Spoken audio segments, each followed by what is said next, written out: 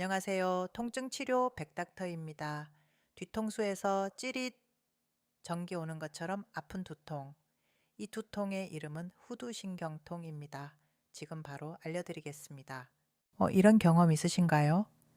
뒤통수에서 정수리까지 전기가 오는 것 같습니다. 귀 뒤쪽에서 찌릿찌릿합니다. 머리카락만 만져도 아픕니다.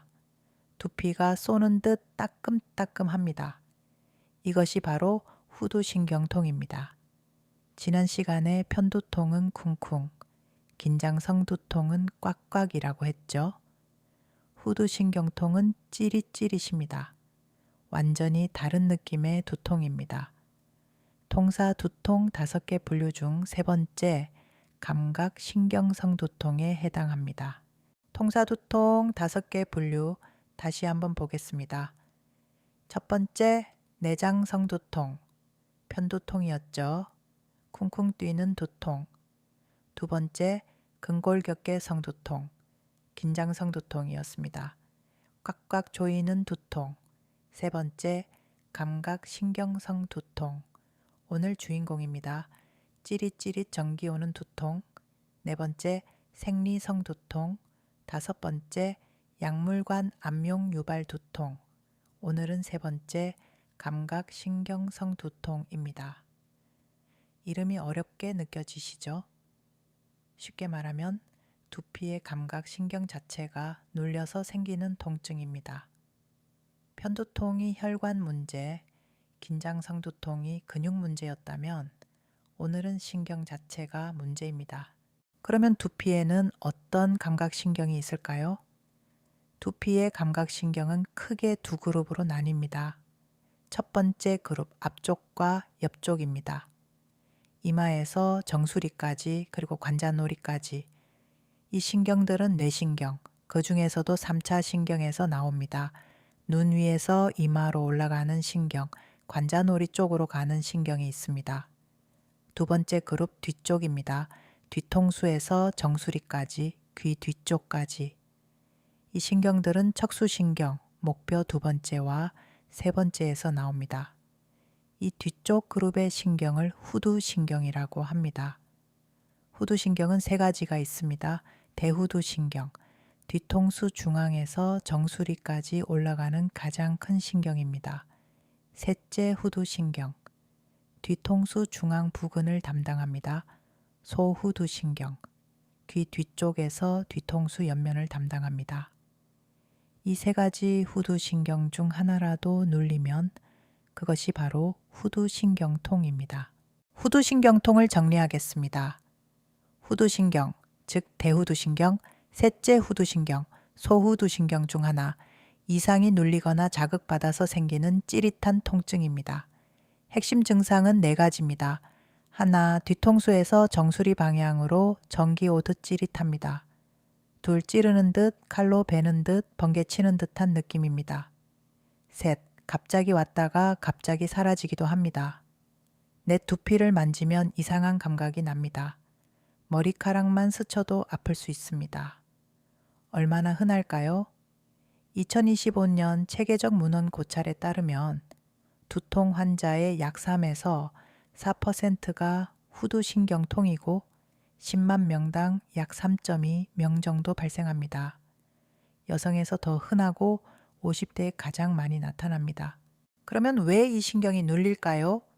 신경이 지나가는 길을 따라가 보겠습니다. 먼저 대후두신경입니다. 대후두신경은 가장 크고 가장 흔하게 문제를 일으킵니다. 이 신경은 목뼈 두 번째에서 출발합니다. 출발한 후에 세 개의 관문을 지나갑니다. 첫 번째 관문, 목뼈, 두 번째와 세 번째 사이의 추간공입니다. 추간공은 신경이 빠져나오는 통로죠. 여기서 이미 압박을 받을 수 있습니다. 두 번째 관문, 두반극근이라는 근육입니다. 뒤통수 아래쪽에 있는 깊은 근육인데 대우두신경이 이 근육을 뚫고 지나갑니다. 이곳이 가장 흔하게 신경이 눌리는 곳입니다. 세 번째 관문, 상부승모근입니다.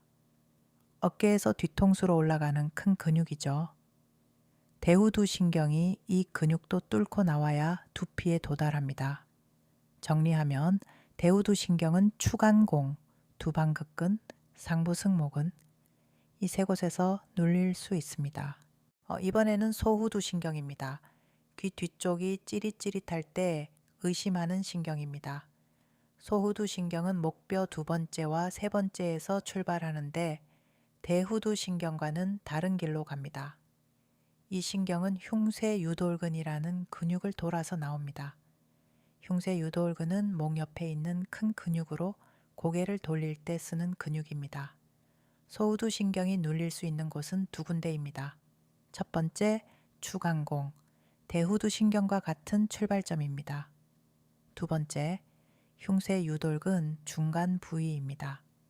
이 신경이 눌리면 귀 뒤쪽에서 뒤통수 옆면까지 찌릿한 통증이 옵니다. 여기서 정말 중요한 이야기를 하겠습니다. 편두통 편에서 출발점이 어디였죠? 상부 흉추, 날개뼈 사이 등뼈였습니다. 긴장성두통 편에서도 같은 출발점이었습니다. 후두신경통도 마찬가지입니다. 교과서에서는 이렇게 말합니다. 이 모든 감각신경성 두피의 통증에는 상부 흉추의 교감신경계적 스냅 또한 엄연히 관여하고 있다. 무슨 뜻일까요? 후두신경통에는 두 가지가 함께 작용합니다. 첫 번째, 교감신경 과흥분입니다. 상부 흉추가 비틀리면 추간공 압력이 올라가고 교감신경이 과흥분합니다. 교감신경이 과흥분하면 신경에 가는 혈관이 수축합니다. 신경에 피가 안 가면 신경이 오작동하고 감각 이상이 생깁니다. 두 번째, 신경 자체가 눌리는 것입니다. 목뼈 두 번째, 세 번째의 추간공에서 직접 압박을 받거나 주변 근육에 담이 생겨서 근육이 신경을 조이는 것입니다. 이 두 가지가 함께 작용해서 후두신경통이 생깁니다. 그래서 편두통, 긴장성두통, 후두신경통 이 세 가지 두통의 출발점은 모두 같습니다. 여기서 한 가지 더 알아두실 것이 있습니다. 후두신경통은 혼자 오는 것이 아닙니다. 뒤통수가 무겁고 뻐근한 것, 이것은 근육 허혈입니다. 근골격계성 통증이죠. 거기에 찌릿찌릿 전기 오는 것, 이것은 신경포착입니다. 감각신경성 통증이죠. 이 두 가지가 겹쳐서 느껴지는 경우가 매우 많습니다. 교과서에서는 감각신경성 통증일수록 근골격계의 기여도가 줄어들 뿐이지 완전히 따로 존재하지는 않는다고 합니다. 그래서 이런 통증은 두통이라고 부르기보다 차라리 두피 통증이라고 부르는 것이 더 어울릴 수 있습니다. 치료는 세 단계입니다. 첫째, 스냅입니다. 추간공 압력을 해소해서 교감신경을 안정시킵니다. 그러면 신경에 가는 혈류가 회복됩니다. 이것이 근본 원인을 해결하는 치료입니다. 편두통, 긴장성두통, 후두신경통 모두에 적용할 수 있습니다. 둘째, 신경포착점을 신경차단술을 통해 직접 치료합니다. 대후두신경이 눌리는 곳 두방극근과 상부승모근 관통 부위를 찾아서 풀어줍니다. 소후두신경의 경우 흉쇄유돌근 중간의 포착점도 확인합니다. 셋째, 주변 근육의 담을 여러 약재를 사용하여 풀어줍니다. 신경이 지나가는 길목의 근육에 남아있는 압통점을 치료합니다. 원인을 해결하고 눌린 곳을 풀고 근육의 담까지 풀어주는 것. 이것이 통사의 접근입니다. 환자분이 직접 하실 수 있는 것들을 알려드립니다. 첫째, 뒷목과 등 스트레칭을 해주세요. 특히 상부승모근과 흉쇄유돌근을 부드럽게 풀어주는 것이 좋습니다. 둘째, 베개 높이를 점검하세요. 베개가 너무 높으면 목뼈 두 번째의 추간공이 좁아질 수 있습니다. 셋째, 자세를 주의하세요. 장시간 스마트폰이나 모니터를 보는 자세가 목과 등에 부담을 줍니다. 넷째, 스트레스를 관리하세요. 긴장은 교감신경을 자극하고 근육을 경직시킵니다. 그리고 꼭 병원에 가셔야 하는 경우도 알려드립니다.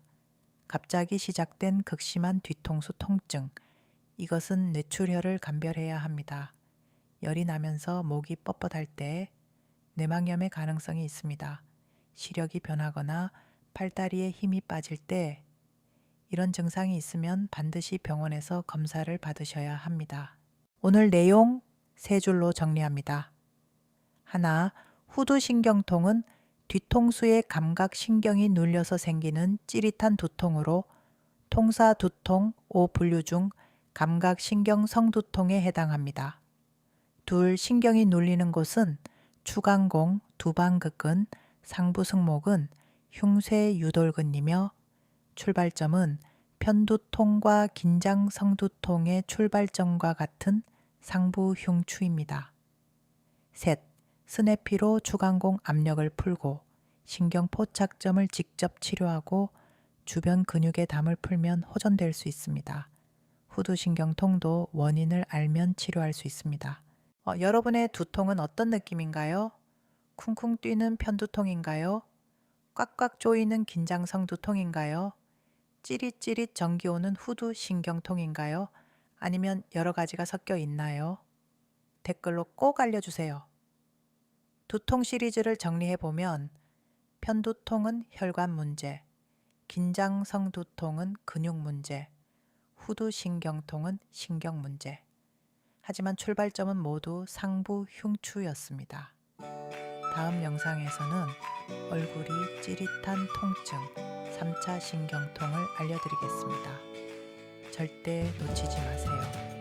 구독과 좋아요, 알림 설정 꼭 부탁드립니다.